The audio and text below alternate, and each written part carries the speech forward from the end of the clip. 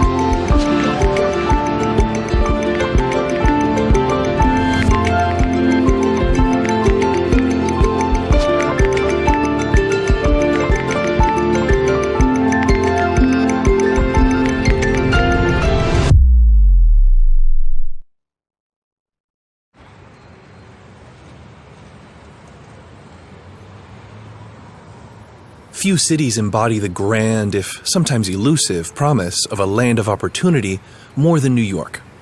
Ever since it was set up as a Dutch trading post nearly 500 years ago, New York has been making people lots of money. Yet wherever fabulous wealth exists, poverty is just around the corner. New York is no different. And when someone's really down and out, needs to get back on their feet, they could use a little help, a little guidance, a little shepherding. And that's one of the roles given to Jesus in the Gospels. Multiple times he's referred to as a shepherd. Now, a shepherd's job is, of course, to guide and protect his sheep, to guide them to food, to guide them to water, to give them shelter. Now, today in this city, there are plenty of people that have that and much more. But there are also those that could use a little shepherding.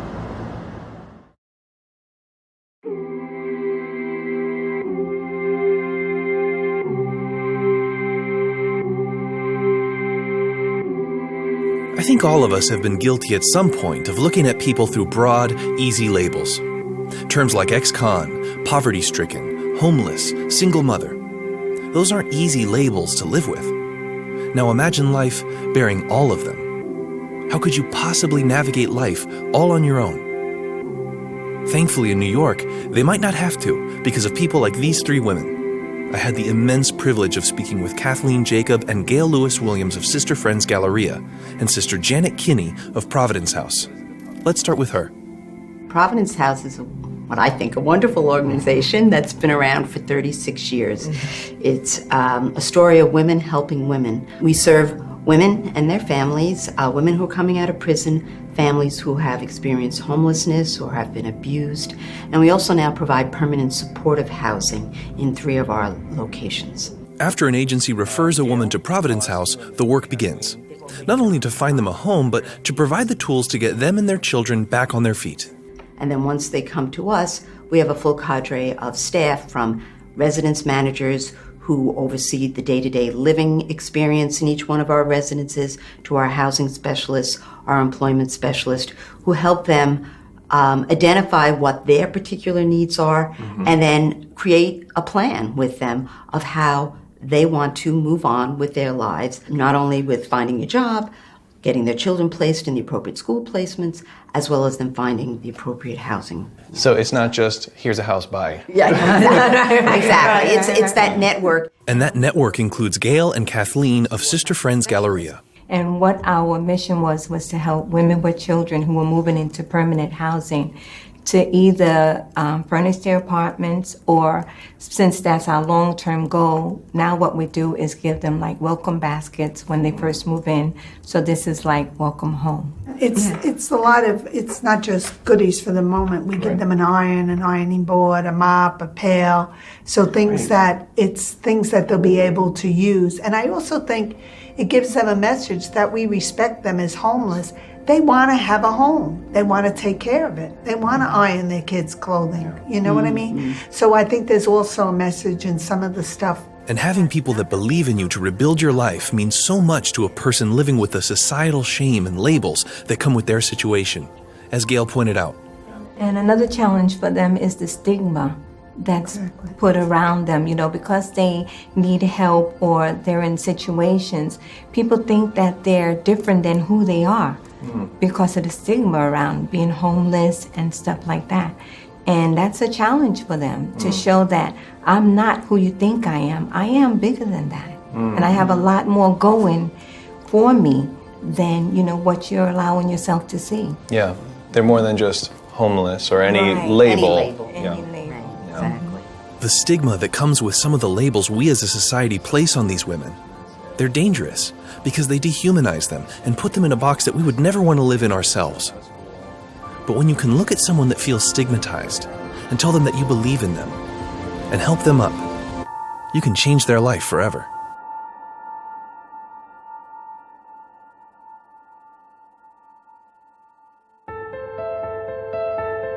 In Luke's Gospel, Jesus makes an extremely bold pronouncement.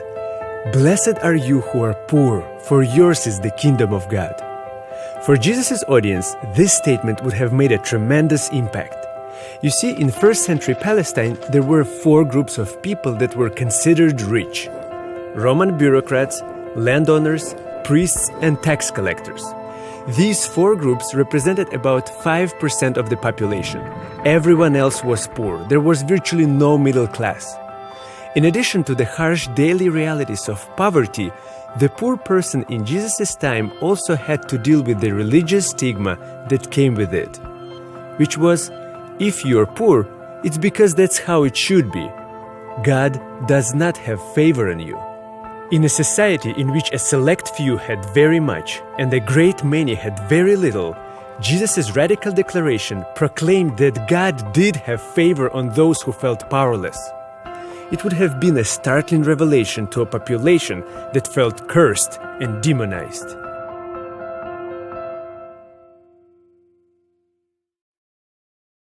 To play devil's advocate, I posed a question from a perspective very different from my own, to try and get at the heart of what motivates someone who tries to shepherd people out of rough situations.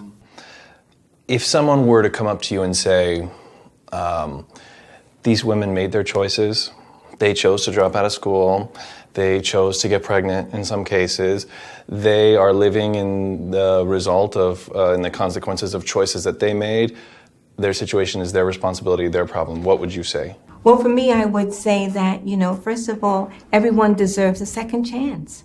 Everyone in their life at some point have made mistakes. And they were given the opportunity to start all over and try again. So why shouldn't these women have the opportunity to do the same thing? Yes, they made mistakes, but they can learn and grow from the mistakes that they have made. Yeah, and I think what we try to do too is, point out everyone has made mistakes. There's not one of us that has not made a poor choice in our lives. I think for some of us, we've had the good fortune of having a supportive network around us of others that we could rely on to pick us up. And not everyone has those relationships. Compassion is important, as is having a network of people that can pick you up. But then Kathleen raised another point. The perspective I'd raised was just plain wrong. I was going to say, and also that's a value judgment, because sometimes they haven't made the choice to be in that situation. Sometimes the situation has found them. You could be homeless because you're in a fire. You could be homeless for many reasons, and, that's not their choice to be that way. And I think for people to do that is what takes away their hope that things could change because, I'm afraid to say I'm homeless. I'm a small child in school. I don't want to tell the teachers that I live in the shelter down the block. And that's not something that child has chosen. And something very beautiful happens when your judgment is cast aside and you try and see a person for who they are. Absolutely. And I think, it's that we're all in this together. We're all part of this larger humanity, if you will. Because I think, again, it goes back to the labeling or that judgment piece. If you can remove the judgment, and see the blessing of the person in front of you, the person that God created, in that wonderful image, and saying, how can I help you, and how can you help me to be the best person I can be too? Yeah. It's a two-way street, this relationship. It's not just about Providence House or Sisters Friends doing all the giving. There's a give and take there, that develops. And working with women that are often judged or labeled or pitied has shown them that actually they need to be admired. And one of the things for me that I get from it is, if you ever want to know the power of the human spirit, watch one of these women who have come through so many different challenges, tap into her strength to make it and move on. Exactly. It's a gift. Wow. It's very, very powerful to watch that. And Kathleen has also been impacted by seeing that strength firsthand. I always got more than I gave, because I would leave and say, gosh, I wish I had that strength, or I wish that I'd be able to overcome that and not be an angry person. Yeah. So I always felt I got more than I ever gave. When I asked what preconceptions might need to change for us to see more of this in the world, Sister Janet emphasized that we need to start by looking at poverty differently. Well, I think people need to understand that there are underlying causes to poverty, that people don't choose poverty. And as was stated a little bit earlier, circumstances happen in people's lives. Sometimes they're mistakes, but sometimes they're things that are imposed on us. And I think people need to see the intrinsic beauty within the individual person. There's a spark of goodness in everyone. And I think that's what I'd like everyone to remember. We're no different than that person across the room. We're no different. We are all the same. And so to see and choose that common humanity and to support one another in that, I think, is a beautiful thing. What Kathleen, Sister Janet, and Gail do is incredible. Their work makes clear that the poor, the homeless, people who need help, they don't need our judgment, our labels, even our pity. They just need someone who's willing to look at them as a person and give them a chance. I was very inspired by my time with them and left wondering, what would the world look like with a few more good shepherds?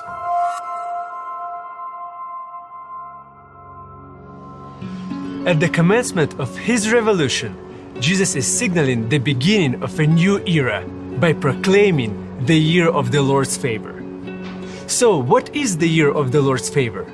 In this statement, Jesus is making a reference to the Jewish year of Jubilee. According to the Mosaic law, every 50th year would mark a year of Jubilee, a year of universal pardon and forgiveness. Every 50th year on the year of Jubilee, all debts would be completely forgiven, and all slaves would be set free. It was essentially a giant reset button that was hit every 50 years, allowing the poor, the oppressed, slaves, even prisoners a second chance. When you think about it, it was one of the most remarkable practices in all of antiquity. The responsibility of carrying out this justice was placed upon the leader of Israel, which from the time of David was also known as the shepherd of Israel. Perhaps understandably, this practice had been abandoned by the people of Israel 600 years before Jesus. But in that synagogue, Jesus is making a bold declaration. He is the true shepherd. He is restoring justice for the poor, for the oppressed, for the slaves and the captives. He is bringing the year of the Lord's favor. Throughout the Gospels, Jesus works tirelessly to fulfill this statement to the neglected people of the world. He fed them, He healed them, He collected money for them, so that people who felt cursed and rejected could see, through the actions of this shepherd, that there was a God who cared about them too. In a world in which the poor were viewed as cursed, the kingdom of Jesus' revolution called them blessed.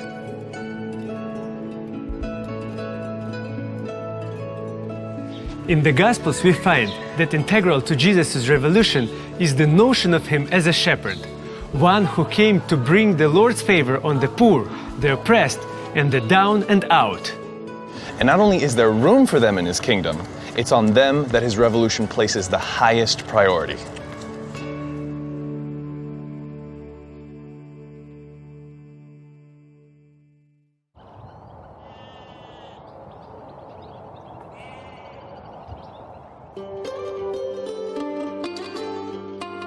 The Bedouins have wandered the sands of the Middle East for thousands of years.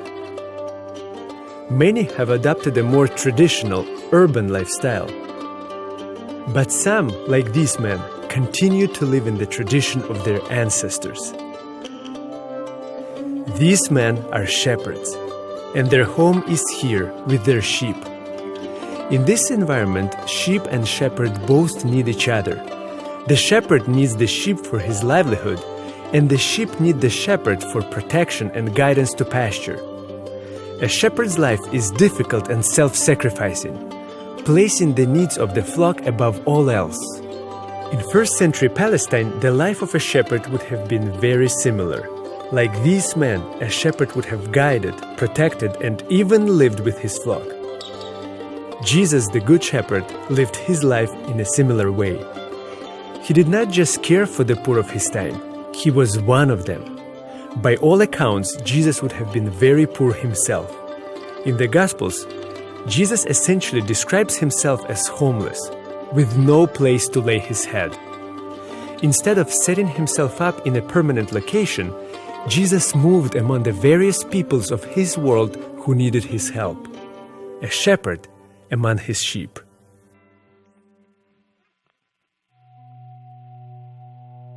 It's one thing to hand out help from afar, but when help comes from someone you know, someone who's one of you, it just means so much more. And that becomes someone you're much more willing to follow. I saw that firsthand in my time with Jermaine Thompson, who I like to call the mayor of Hunts Point. As we sat and talked, he was very open about his love for his community and its people. Hunts Point, to me, it means the world to me. It gave me my character, it gave me my drive. And actually, it's like, this is the actual hood that where they actually tell you one village raises a kid. And I think I lived here 25 years and I wouldn't take it back at all. I don't think I've ever met anyone who knows his community quite as well as Jermaine. And part of the reason why is he's lived there pretty much his whole life. Yes, I actually been here my whole life. I actually moved from Caldwell. I moved here and I lived with my aunt. I was actually in foster care. Okay. But I was in kinships, which is a lot of kids don't actually get granted that when they go into foster care. He knows Hunts Point and its people. And that understanding has fed the work he does at Hunts Point Unity, as he knows that the young kids of Hunts Point especially need guidance. Yes, they really do, because coming up when we was 15 and 18, we had basketball clinics. We had a gym called Pathways for Youth. We had programs that we was in. Now all they have is a video game, YouTube, World Star. So basically, whatever you imitate that you see that comes out on the street. They have so much free time. You give a person so much free time, they're gonna do something crazy. It's like to the fact of no guidance. Say for instance, if you look up to me and all I do is fight every day, what you think you're gonna do once you hit my age? If I fight every day, they're gonna look up to me. I buy sneakers every day, that's what they're gonna wanna do. They're easily manipulated. And as Jermaine was showing me around Hunts Point, he took me to a spot I wasn't prepared to see.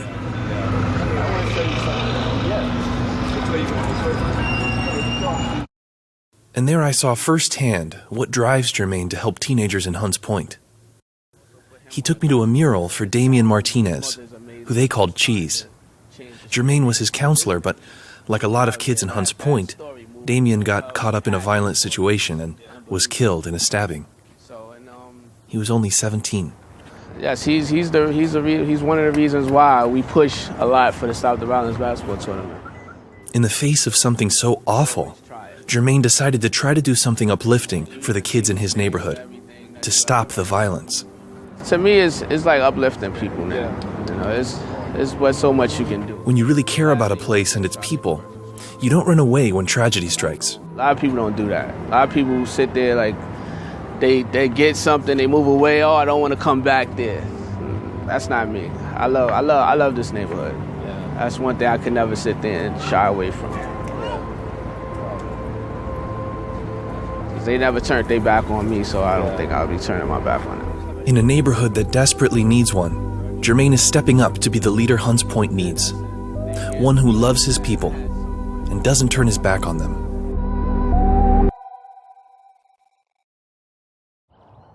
Since the time of David, the greatest king of Israel, the leaders of Israel were referred to as shepherds of the people. The story of David tells of a poor young boy who, while working his trade as a humble shepherd, was selected directly by God to lead his people, saying, "This is the one, anoint him." But by the time of Jesus, the era of shepherds who could claim to be chosen by God had long since passed. During the time of Jesus, there were chiefly two different groups of leaders. The first consisted of the hated Roman-appointed governors. The second of the Jewish priestly elite. Both groups would have lived here in what is now known as the Jewish Quarter.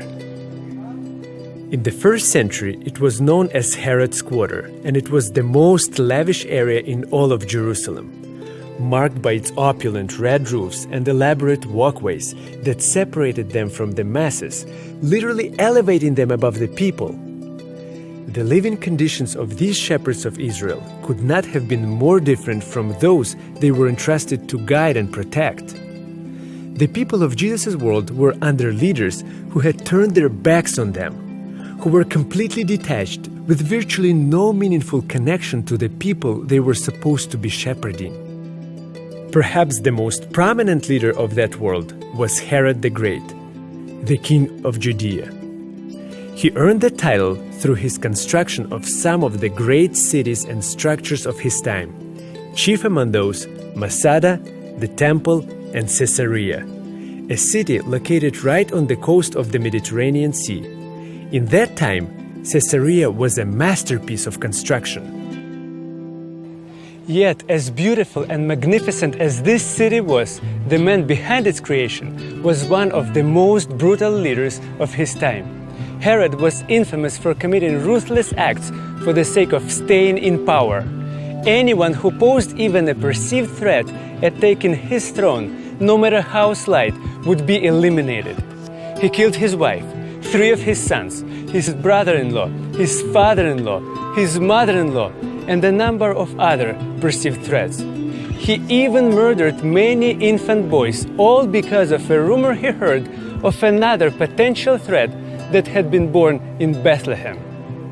This man was in the position of shepherd of the people of Israel, but instead of concerning himself with his people, he was ruthlessly concerned with his own power.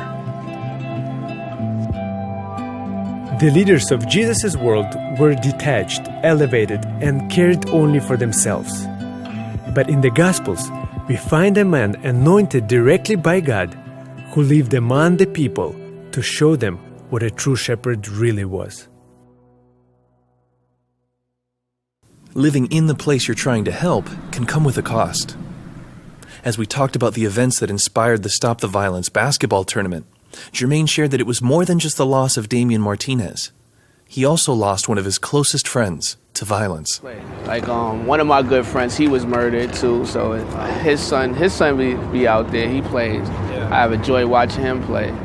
It's coming together. It really is. Because of Jermaine and Hunts Point Unity, the neighborhood is starting to come together. And I'm grateful Jermaine was willing to share that journey with me. I know it couldn't have been easy. It's kind of emotional. Yeah. I'm not an emotional person. No. For our last stop, Jermaine took me to the court where the Stop the Violence tournament is held.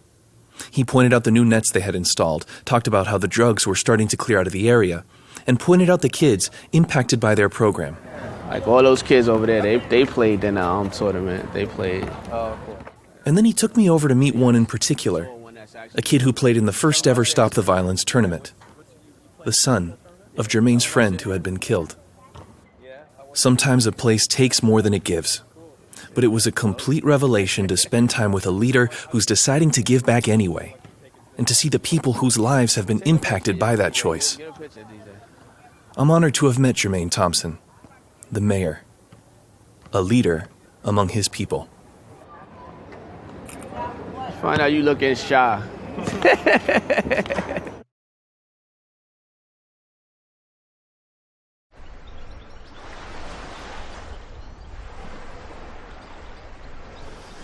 In describing himself as the Good Shepherd, Jesus also refers to an impostor shepherd, who he calls a hired hand, saying that while a good shepherd lays down his life for his sheep, the hired hand runs at the first sight of trouble. The people Jesus said this to would most likely have gotten the reference to the rulers, the shepherds of their time. Firstly, the political ruler of Judea, King Herod, quite literally bought his position as king, delivering a large sum of money to Rome in exchange for his throne. He continued to pay tribute to them by dedicating this city, Caesarea, to Caesar Augustus and building temples in his honor. Even the religious rulers of Jesus' time, the high priests, frequently came to power through bribery and financial coercion. The leaders, the shepherds of Jesus' time, did not come to power through legitimate means. They got to power through money. Jesus didn't pull any punches when describing the rulers of his time. He essentially said, your leaders came to power purely for themselves, purely for their own interests. They don't really care about you. Throughout his life, Jesus didn't seek any acclaim or positions of power. Instead, he lived a life of deep care and compassion for the people around him. The Gospels have a word they use to describe that compassion, splagnizomai. This is Tabga, the site traditionally believed to be where Jesus fed the 5,000. The Gospel of Mark tells us that when Jesus saw this great crowd, he felt great compassion for them, because they were like sheep without a shepherd. But the original Greek word that describes that compassion is splagnizomai. The literal definition of this word is to be moved in your inner organs. In other words, Jesus' compassion was felt so deeply that he was moved to physical pain at his very core. This is how a good shepherd feels towards his sheep.